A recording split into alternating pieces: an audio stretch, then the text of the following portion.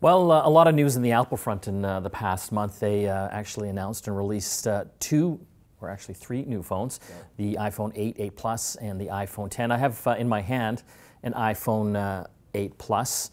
This is the larger screen, 5.5 inches. I've got the rose gold. Beautiful phone, definitely. Absolutely. It's a beautiful phone. It's a big phone, but thankfully, you can get them in two different sizes. This, of course, is the 5.5 inch, but you could also get the 4.7 inch one, and each comes in their respective price points. But generally, you're going to be paying around $1,000 for either phone. So what's different about this over the 7? So obviously, every time they come out with a new phone, iPhone faster. So this has got the A11 Bionic chip. This thing is very fast in all the different apps and games that you might be playing with this.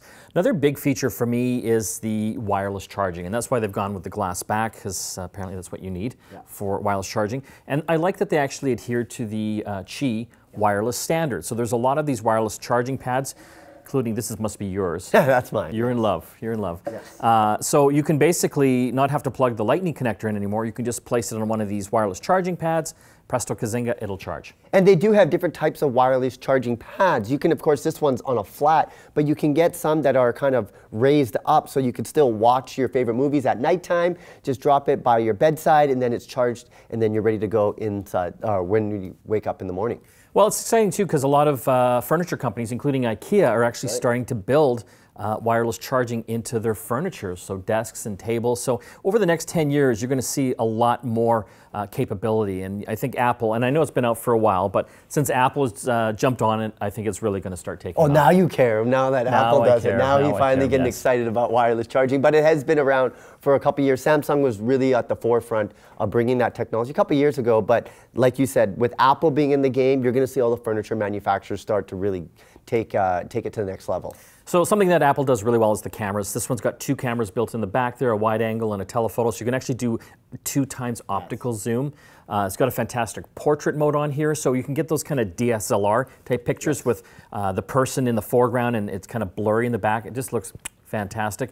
And it's a nice camera, I have to say. You know what? Optical zoom, it's been around for a long time. Never really worked good. You know, you would start to zoom and it would get all pixelated. I have to say with the iPhone 8, it does a fantastic job. And that blurriness that you mentioned, that's called the bokeh effect, is something we typically see on DSLRs. But now you're seeing a lot of people really take advantage of the dual cameras on the back to get that effect on their smartphones like the iPhone 8. And because of the power in it, it also has a new feature called studio lighting. So you can actually, after the picture is taken or while you're about to take the picture, actually adjust different light settings. So you can actually have more light on the face. You can actually completely take the background out and just make it black. There's all sorts of fantastic artistic effects you can do with it. Again, Apple, iPhone 8 and 8 Plus, the latest in the iPhone lineup, and definitely something to have a look at if you're an iPhone fan.